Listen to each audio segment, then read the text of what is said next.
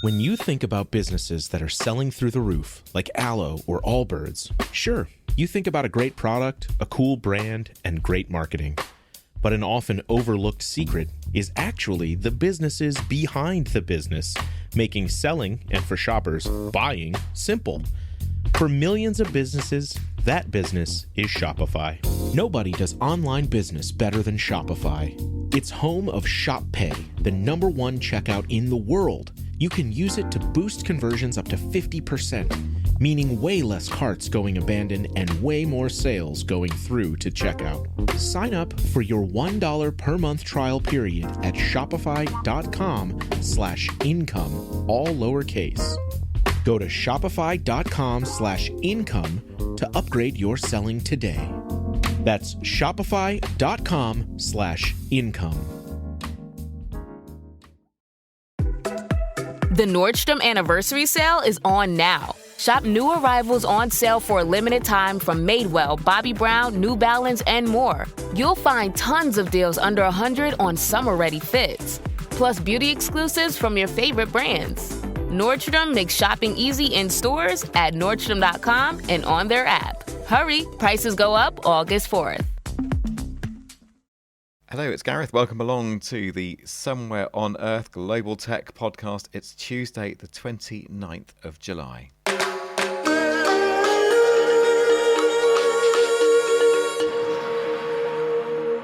And joining us today is the excellent Anya. What should I say? Partner in crime? Something like that? I think so. People I think so. know who you are by now, I'm sure. So you're going to be. We're doing the chat together today, which is always lovely. So you've had a bit of a day though, haven't you, so far? Oh goodness me! You know, I'm lucky to be here, frankly, because our internet's gone down. No. Well, you know, and I am very grateful that I'm not on a corporate machine anymore. So it's been much easier actually to hotspot in, etc. Now, I fully understand why so much security is in place if you have a company laptop, particularly because there have been quite a few recent ransom attacks on retail companies in the UK. So I really do appreciate that, companies, big corporations have to protect their systems. Now, I'm sure you've heard about this, Gareth, but I don't know if all our listeners around the world have. So Marks and Spencer's, the place where most of the UK, I believe, still buys its pants and knickers, well, their online services were down for weeks and it's still not back to normal. It was an absolutely huge ransomware attack. And then the Co-op, which has a number of different aspects to it, but this was the retail side of things, little kind of convenience shops, mini supermarkets, and all the members' data was compromised. And I recently listened to an interview with, I believe it was their COO, who basically said that unless you can run your company on pen and paper, ransomware attacks can just bring it down and to its knees completely. Oh dear, yeah. I was personally affected by that Co-op data breach because, I couldn't get my favourite brand of porridge. That's, yeah. I'm not feeling a lot of global sympathy for me there, I'm afraid, with the other things going on in the world. But anyway, that's first-hand experience for me. Couldn't get my favourite porridge. But anyway, the shelves are better stocked now. Enough of my woes. Thanks for that, Anya. Let's move on. And coming up today, in this day and age, I'm still genuinely shocked when I hear about internet shutdowns. And I know, and I fully sympathise, Anya's had a little bit of a glitch there earlier on and it's not been very good. But really, we're going beyond that, beyond those glitches where you have to tether your phone to your laptop just to get a bit of 5G to get you through a Teams meeting. We're talking here about where a government deliberately deprives its people of connectivity. Because surely, call me naive, but I thought a government's job was to safeguard and defend the interests of its citizens. But the authorities in Equatorial Guinea, like many other administrations around the world, haven't read the memo, it seems. So today, we ask, why has Equatorial Guinea kept the internet off for a whole year, especially in a small province, an island province, and we'll hear more in just a few moments. Also in the show, unlocking data to help stop the planet warming. It's all right here on the Somewhere on Earth podcast.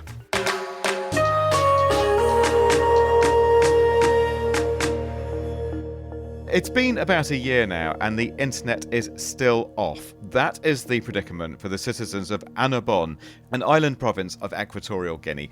For 12 months, the island has been effectively shut off from the rest of the world. Now, we told you about this story this time last year, so we're back for an update. And the latest news is that the digital rights organisation Access Now and the Keep It On coalition, they're saying enough is enough as they launch a campaign to end the shutdown. Just before we hear about the shutdown now, we're going to meet Tutu Alicante, who's founder and executive director of EG Justice. And Tutu's also an activist from Annobón and is based in the US. And Tutu, let's just start the conversation with you because remind those listeners who were here a year ago or those who just haven't heard about this story at all, just where Annobón is. Just tell us about this place, which I think is not it's not often very high on the international agenda. So just tell me more. I am from Annobón, so it's only fair that I would think that Annobón is one of the most beautiful places on earth. But now, speaking quite honestly, Annobón is in fact one of the most beautiful places on earth, as you can imagine, right? You know, this is a tropical island right on the equator where the weather is always great. It's a very small place. It's a very small island. Growing up, you know, we knew that there were only about 2,000 people there, right? It remains a very small place. Nestled, you know, right around Cameroon, Gabon, Sao Tome and Principe.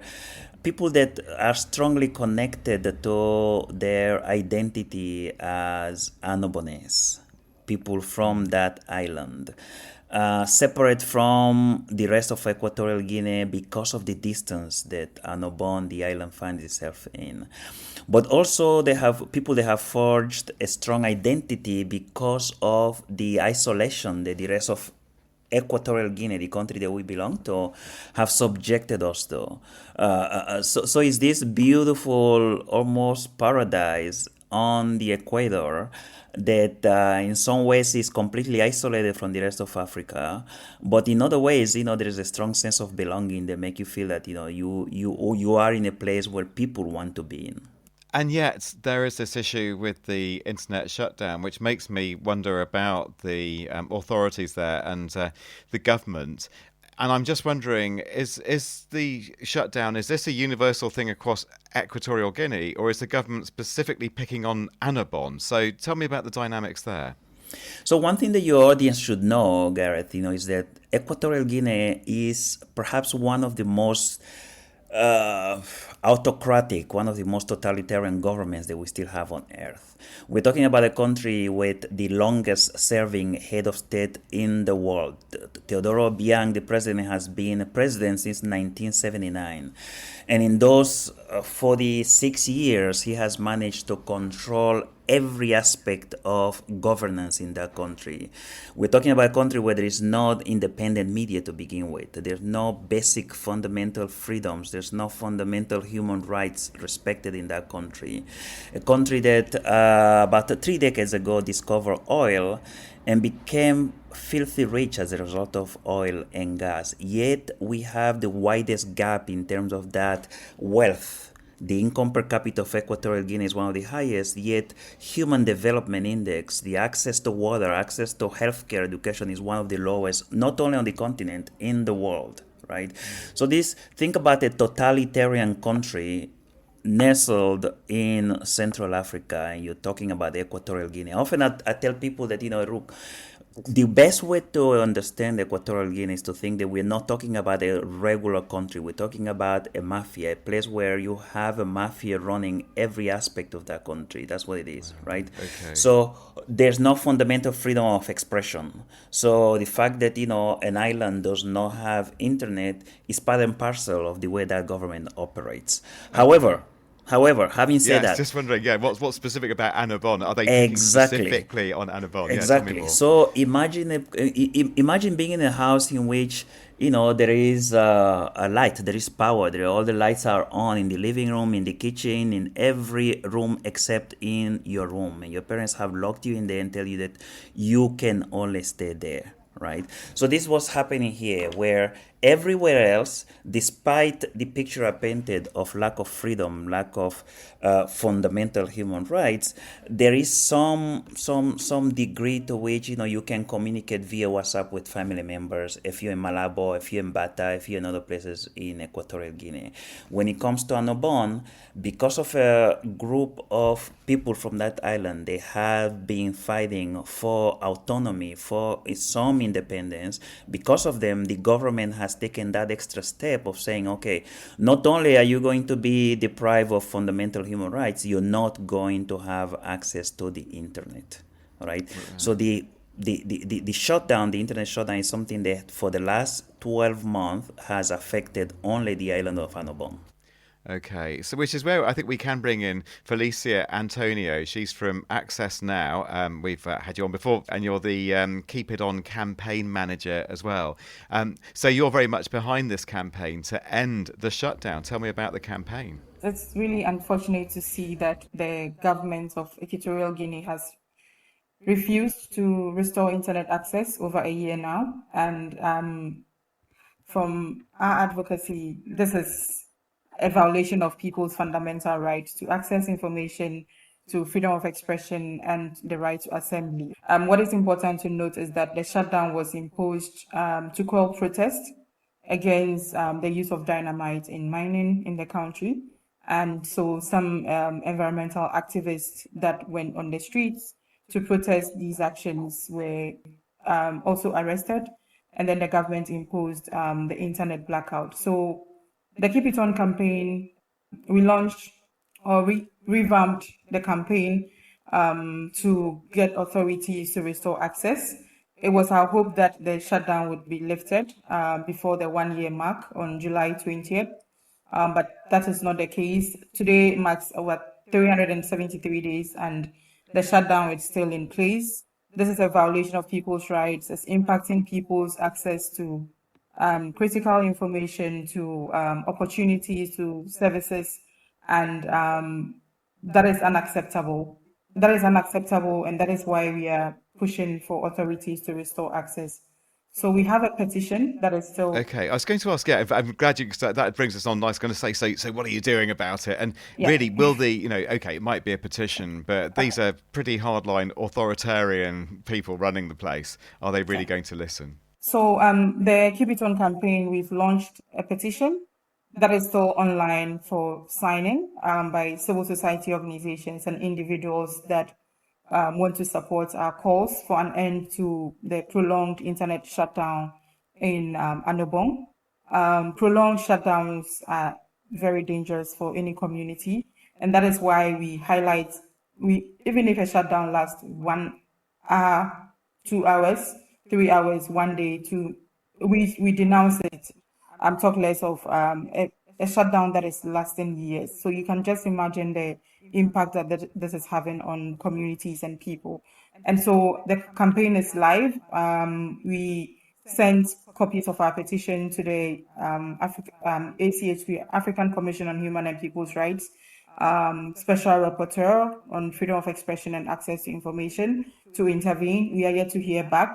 And we are still circulating this petition amongst our networks and stakeholders that we work with to pressure the government of Equatorial Guinea to lift the ban. What is really sad for me as an activist is the fact that most governments think that once they impose these prolonged shutdowns, the likelihood of advocacy fatigue to set in is very high, and so we might forget about this shutdown and people will just be wallowing and suffering without anybody noticing. But that is not the case for us, given how many countries we've documented the shutdowns that are happening increasingly, and of course the impact that is having on people. And so this is actually a motivation for us to continue to raise awareness about what is happening in Annobón and any part of the world with regards to internet access, and to call out and shame governments that continue to weaponize or normalize the use of internet. Sure, and so Felicia, and then Tutu, how likely is this to succeed? Because I have a feeling Felicia is the campaign manager. Of course, you're going to say, and I hope you do, that this is going to make a difference. They're going to listen. And I just wonder, if Tutu might feel the same way. So Felicia first, what do you think is going to be the outcome? I'm hopeful, like every other activist, we are hopeful that the government would listen and lift the ban. But like Tutu painted a picture that showed how autocratic the country is. And so that is why we are using other channels, maybe governments that can influence the regime to restore access. So I am being hopeful, and I hope that they will listen and end the suffering of the people of Annobón. But of course, it's very gloomy, and I don't know if Tutu thinks otherwise. This is a government that, despite everything, do listen to international pressure, right? Perhaps no pressure from the UN and the African Commission, but definitely pressure from countries that are heavily invested there. The US has invested and continue to invest billions of dollars in Equatorial Guinea every single year through the oil and gas companies. China, Russia are heavily present there, but so are many other European nations, and I think it takes the EU, or at least the big EU nations operating in Equatorial Guinea, France, Spain, and others, to take a serious stance in terms of their conversations with our government to say, we are going to respect human rights, all human rights, including access to the internet. Right? And if you're not doing that, then you're not going to be invited to certain tables. The IMF is one of the countries that is still keeping that economy alive. So it takes leadership from the IMF, from the World Bank, from really any international countries and institutions invested there to put pressure and to prioritize human rights over business deals. Yeah, or sanctions on the oil industry, maybe. Exactly. But then I suppose, all these things, they impoverish the citizens, don't they? The government still have the Learjets. Yeah, and I think that's the one piece that often people don't get, right? Because we're talking about the internet, and we're not talking about. Felicia alluded to that. What does it mean for someone that needs critical medical attention in the island of Annobón, where you typically have one boat coming from the capital there, for that person to get that attention if they cannot make a phone call to someone in Malabo to say, this is my situation, please help me get to Malabo, right? What is the situation of kids that cannot go to school because they lack the money to pay for the registration for school, whose parents are on the mainland, on Annobón, Malabo, on Bata, who cannot send that money, right? So, this definitely impacts human beings living on the island. Anya is listening to this. Your take, Anya, or questions you may have. Well, indeed. I was kind of looking back to see, this is another time where reporting on a 1-year anniversary of an internet shutdown, and Access Now produced data for 2024, which surprisingly or unsurprisingly, highest number of internet shutdowns recorded ever. 35 internet shutdowns in 2024 lasted more than 1 year. So Annobón, unfortunately, is not alone in this. Now, you've mentioned Tutu education, but I was wondering, how did people use the internet before the shutdown happened, and how is that impacting their everyday lives? Yeah, I think most people rely on the internet to communicate, right? So if I have family members in Malabo and I have family members in Annobón, the only way I can talk to people in Annobón is if I have the availability of WhatsApp to communicate. And without that, it's incredibly expensive to make a phone call, right? Those people that work for the government or companies might be able to do that, but that's a very small sliver of people in Equatorial Guinea. So basic communication with you. So you might have a situation, and one of the cases that we reported on, that we sent to Access Now, involves the situation of a young woman that's living in Valencia, whose father lives in Annobón, who needed medical attention, who kept getting worse and worse because they couldn't communicate, right? So definitely, there's that direct lack of the ability to talk to someone because you cannot afford to, which is a problem. Felicia Anthonio from Access Now, and Tutu Alicante, who's with EG Justice. And we'll hear more from them in the podcast extra, in our subscription version of this podcast. With the Venmo debit card, you can Venmo everything. Your favorite band's merch? You can Venmo this. Or their next show? You can Venmo that. Visit venmo.me/debit to learn more. The Venmo MasterCard is issued by the Bancorp Bank N.A. pursuant to license by MasterCard International Incorporated. Card may be used everywhere MasterCard is accepted. Venmo purchase restrictions apply.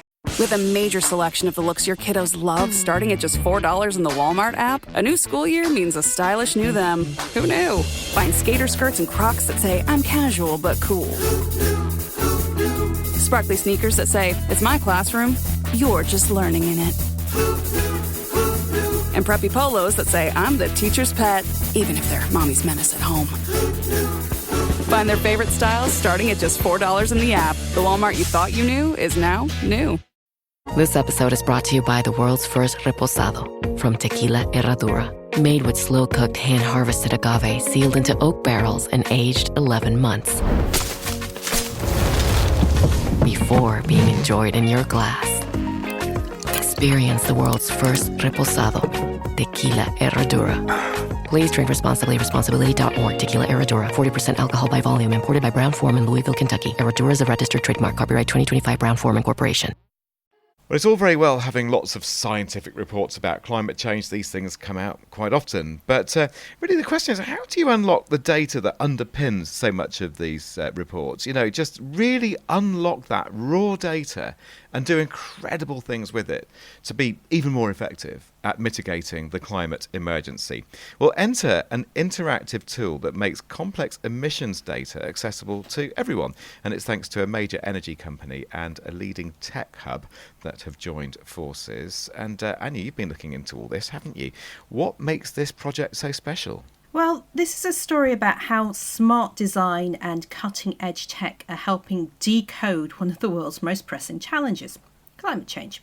Now, the project is a collaboration between Petrobras, Brazil's state-run energy giant, and CESAR, one of Latin America's most respected innovation hubs. We've had them on the show before quite a few times. And their joint mission to take dense technical emissions data from G20 nations, this is data that's usually locked away in scientific reports, and turn it into an interactive, public-friendly dashboard. Now, why does this matter? The dashboard, which was launched earlier this year, lets anyone, so from policymakers, students, pupils, explore decades of energy and emissions trends across the world's largest economies. You can see how GDP, energy consumption and greenhouse gas emissions intersect, compare countries side by side, even track Brazil's progress in energy transition. Now, one of the biggest hurdles was making this data understandable without losing its scientific integrity. Emissions datasets are really complex. They're full of jargon, inconsistencies, regional variation. Every country is, not the same as the one next door. The team used a design-first approach, working closely with climate scientists, everyday users, to ensure the visuals were intuitive but accurate. Now, some people might ask, why is an oil and gas company leading a project like this? Critics would call it greenwashing, and that is exactly the question I posed to Leonardo da Silva Ribeiro, a chemical and processing engineer at Petrobras and climate consultant. And I spoke to him at Web Summit in Rio. Today, more than 8% of the world population lives in extreme poverty. In addition of the economic poverty, we have the energy poverty.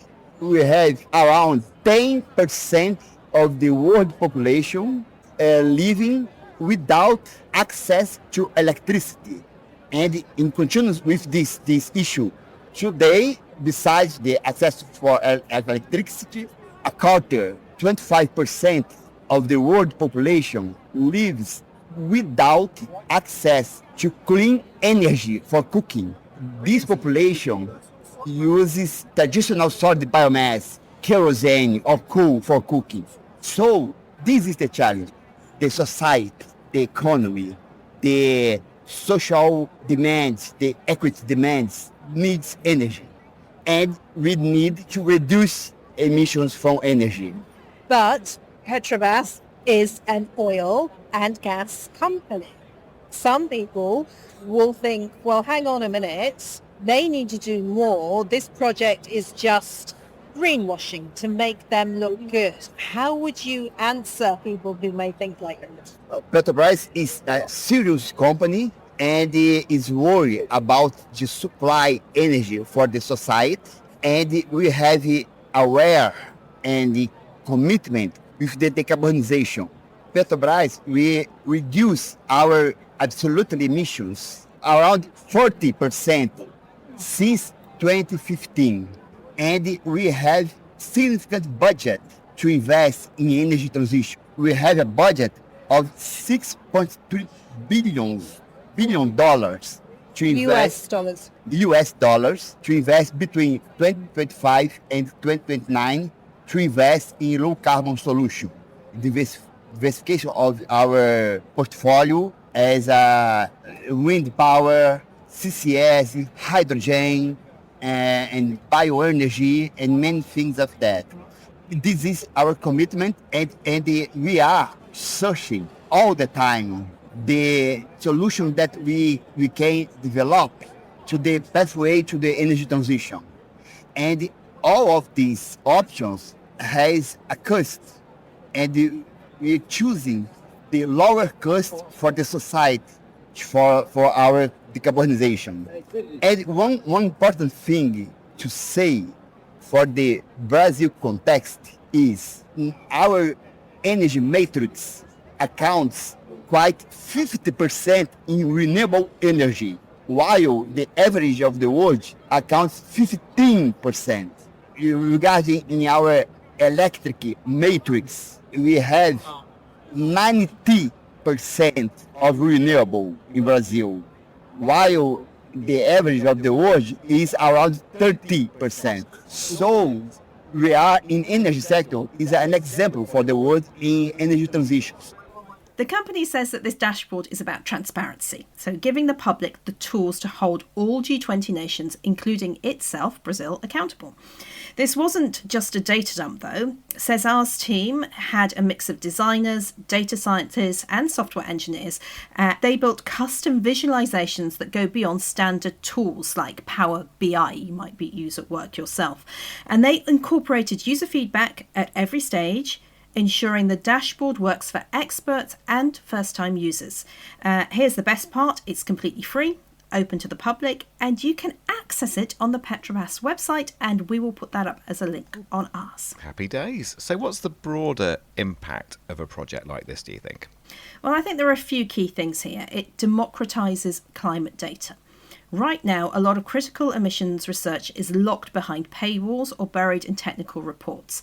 So this puts it in the hands of journalists, activists, even students. Secondly, it shows how public-private partnerships can drive innovation. Petrobras bought the data and funding, CESAR bought the tech expertise. Together they built something that serves the public interest. Finally, it does set a precedent. If other energy companies and governments follow suit, we could see a new wave of tools that make climate science more transparent and actionable. So looking to the future then, what's next for this particular project?